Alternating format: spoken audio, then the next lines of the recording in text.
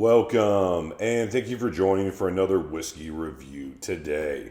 We do a comparison between two very influential whiskeys in our journey, Dustin. The Lagavulin 16 and the Lagavulin 16 Distillers Edition.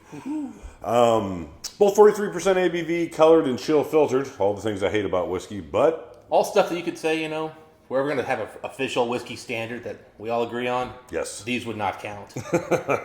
You're losing your whiskey status, both of you. But for some reason, we still like these whiskeys. So we're going to talk to you about really what's the difference between the 16 and the 16 Distillers Edition, which just has an extra maturation of PX sherry. Just an overcoat, if you will, Dustin. So Lagavulin is colored, but you will notice a slightly darker color most years with these Distillers Editions. But aside from that, Dustin, anything else you'd like to add before we get into smell, taste? I just want to give a shout out to Eric Waite. I was talking with him, and he mentioned that he didn't have the Distillers Edition when he was talking about his Lagavulin library. And I said, wow.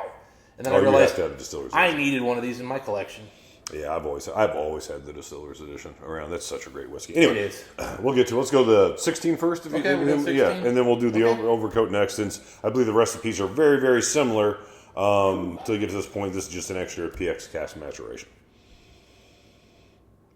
Dustin, instantly when I smell Lagavulin 16, I don't go back to it often, but I do it once or twice a year because it was the whiskey that got me into single malt scotches. Yeah.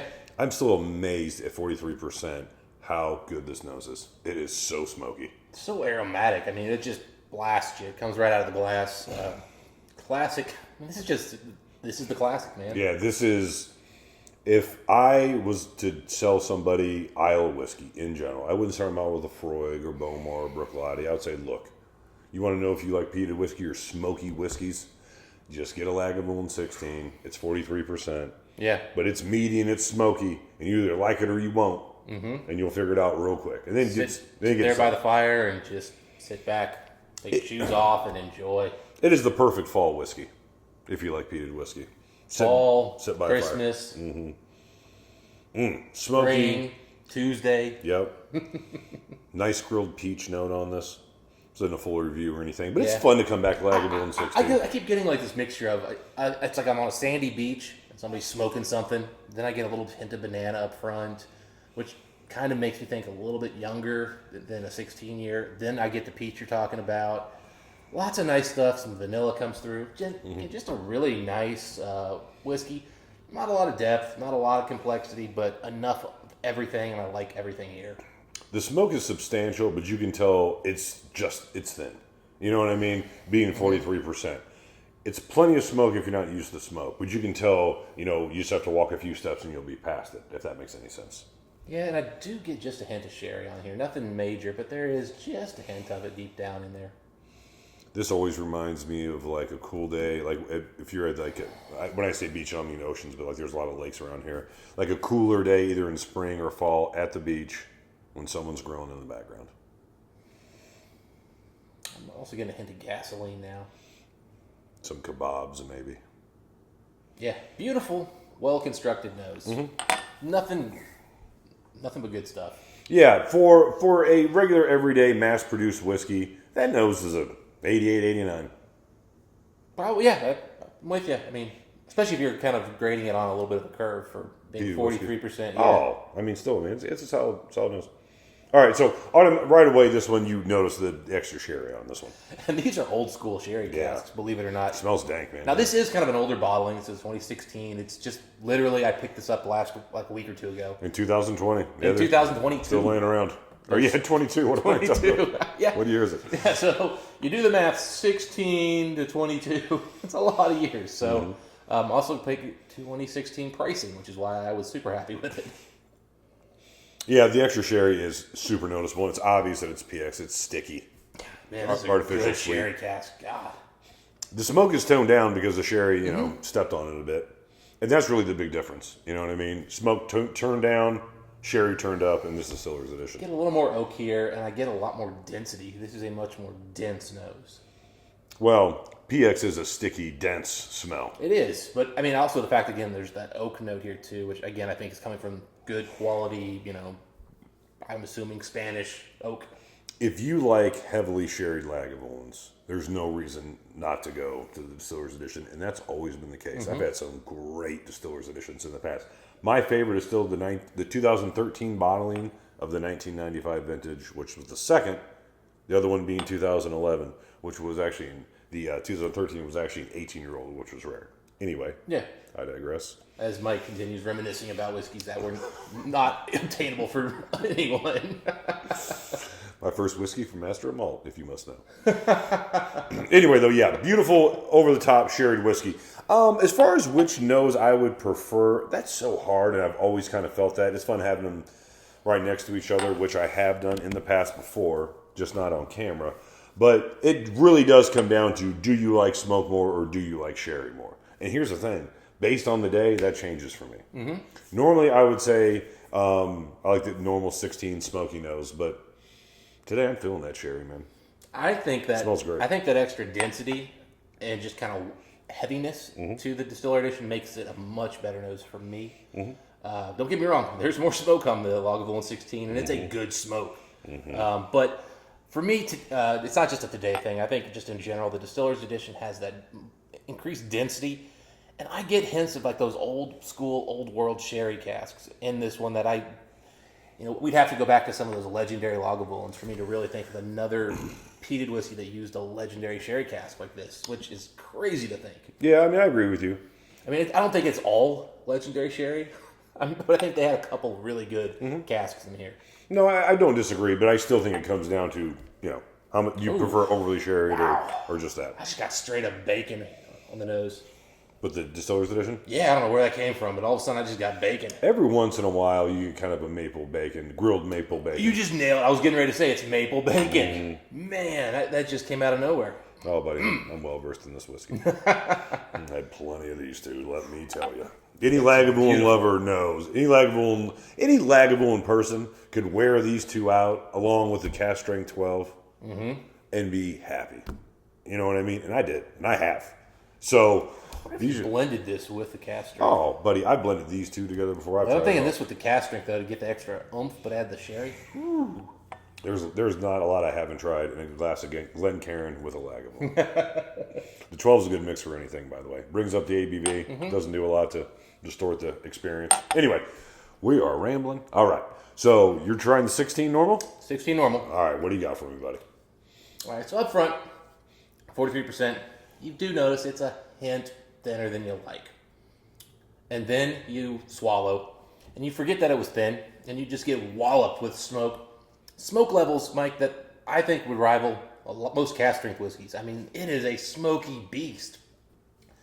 And I'd forgotten how incredibly smoky the Lag 16 was, and I thought, all these years of chasing after these bigger, bolder, and often older and better whiskeys, maybe going back to the 16, I'd be like, it's a little thin, a little too this, that, and the other. Yeah, it's a little thin for a second. And then all of that oomph, the smoke, beautiful malt, all comes through the grilled. I'm getting grilled sand and peaches. I don't know. I'm at the beach, man. Yeah, I agree. Instantly when it hits your palate, it does come off a little bit thin. Smoke's here. It's still such an enjoyable flavor, though. You just want more of it on the palate. But then as soon as you swallow, instantly smoke, peaches. Big. Yeah, sandy seashells. You know what I mean? Yeah. Maybe some type of crustacean. Yeah. In the background with a little bit of butter sauce on it. A great whiskey. The only place this experience falls short for me is on the palate, which to me is probably the most important part of it. But you're right. The nose, the finish on this Lagavulin 16. What a great whiskey. Yeah. I mean, it gets a lot of hate. It's lacking the oiliness too. That's really, again, the chill filtering, and if they would bring this to 46, don't chill filter. Actually, 48 Lagavulin, 48. Don't chill filter. Because I think it's losing some of that rich oiliness that you get on higher proof Lagavulins, and it's a shame that they're just leaving that little piece off. This does have a really good finish, especially for a 43% ABV whiskey. I tell you what, I remember the first time having this whiskey. We didn't stand to the freeway and driving to Ohio State game. I wasn't driving, of course, but I remember thinking, man, it is still Mike's just sitting there in the passenger seat. it is still just lingering here. You know what I mean? Like, it just, man, it really sticks to you. Yeah. And again, for doing everything wrong, 43% chill filtered, colored whiskey, which they don't need to do any of that. It's that impressive of a whiskey. But, I mean, heck, who knows? Maybe they've really found a sweet spot as far as the experience on the nose and on the finish of that 43%. All right, so we they have the same ABV, but what the cast do for it? All right. This one, the disappointment at 43% is overwhelming, Mike. On the palate? Yeah, and the reason is because that sherry is so darn good, and it's being presented in this less than ideal presentation. And I mean, it's such a good sherry note. It's got that like old school, slightly medicinal sherry note that brings in some light grape, brings in like a lot of like really, really dark plums and those kind of fruits. So we're not talking your traditional like Lindronics where maybe you're getting more like chocolates and a little bit more candy. This is medicinal. It's much more old school notes, much more just kind of exciting notes like that. Man, Yeah. very, very, very well done. You know what? For the first time ever, well, not ever, first time in a while on the Distillers edition, I got that mint tobacco. Yeah. It's there on this one. There's something about that over-the-top PX cherry cask maturation and Lagavulin that gets you that tobacco note. Yeah. And that Distillers edition will bring that out, which I always kind of in my mind thought of as an older note, which this is slightly older, but not old enough to get that note. So you can tell that cask, those good casks, are doing something. I'm still tasting tobacco on the finish. Definitely. And I've never got that on a Lagavulin that didn't have quality sherry casks involved in their maturation. So it's there. And shockingly, for the difference in price, that's a substantial step up if you want sherry in your Lagavulin. Yeah. And who doesn't? Let's be completely transparent. Lagavulin and sherry's like peanut butter and jelly. Yeah, it goes so well. Any sherry goes so well with Lagavulin. It's one of those distilleries that just feels like it was meant to go like Glendronach, Spirit, or like cheese and bread, man. Yeah. I mean, they're just meant for each other. All right, add a little bit of water to this. Let's just do a little bit of comparison. But, I would say my overall thought process here is I'm more impressed with these whiskeys than I thought I would be. Yeah, no, I agree. 16 may have gotten even more aromatic, actually, with the water. I agree. Distillers Edition, I think, is pretty much same bag. The Lagavulin 16 got like more peachy, got more fruity. The smokes, it's hard to bigger. get past the smoke. It's so much bigger now. It's a bigger umbrella, but the umbrella's a little bit thinner, if that makes any sense. Yeah. Like, you're right, it's big and it's smoky still, but I can get through it a little bit better. Yeah, I'm getting that kind of like that vanilla oak kind of toasted note. I didn't say vanilla on the Distillers edition, but on both editions, vanilla is very prevalent. Yeah, but this is kind of like a vanilla wafer kind of thing, whereas this one's more like a aged, like dense vanilla, French vanilla. Agreed. It got dirtier because of the extra cask maturation. This is more candy than the Distillers Edition. These are both great whiskeys to nose. Yeah, really incredible. I can't honestly think of another 43%er that does this. I'm a big fan of the Ardbeg 10-year-old, which I think is 46%. But even still, that one, it's always come off as that one's about the experience drinking it, not the experience nosing it. These are opposite. These are as much or much more so a nosing whiskey. This is beautiful smelling stuff. It is. Yeah, really, that's why they can get away with 43% because it's so good. Mm-hmm. As far as my enjoyment, again, 43%, it's not shocking that I would prefer them neat. Yeah. And water hurt the Distiller Edition because it thinned it out too much, but I don't think it hurt the construction of the whiskey. So if you find this one hot, or maybe it's a little too intense up front for you, I know some people like their whiskey, at 35% or whatever. And water won't hurt you here. This one, I think the water really hurt it. Yeah, But so if you like your whiskey with some body, don't put water in either of these. yeah, so I never put water in either one of these ever, really, for the most part. Anyway, Yeah. we just did it for the sake of the review. So I definitely wouldn't recommend water with either of them. So, Dustin, like within your review, buddy, someone's picking up the tab at the bar. Which one you taking? Mike, you're buying me Distiller Edition all night. Yeah, probably. I always thought I liked the 16 better, and I think I like the nose on the 16 better. I just like everything else about the Distillers Edition better. Yeah, I remember because I don't think I've ever had these two at the same time before. I have, but I've always, for some reason, like I'll buy one, I'll drink it, I'll go buy the other one, I'll drink it. It's always been like I want one of these on my shelf. sure.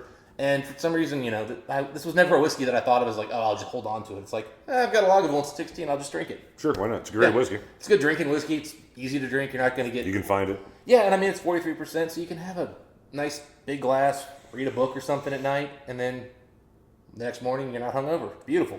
Perfect. Yeah, this is just killing it. I'm saying, buddy. I kind of thought coming into this, I'd probably prefer the 16. I mean, I love the 16. I always have a bottle of that on my bar, but I prefer the Distillers edition, side to side.